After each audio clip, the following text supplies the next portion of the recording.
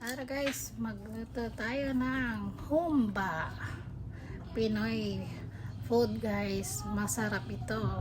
Mas simple lang to guys, pero masubs ka sa busog. Ganyan lang siya guys.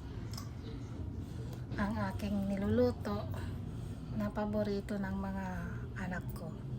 Yan na guys, pinagsama-sama ko na ang kanyang rekado para habang pinapalambot guys is nanunuot yung kanyang rasa sa karne. Kanya lang guys. Sana magustuhan nyo ang aking video. Don't forget to follow, like, and share. Yummy yummy. Thank you.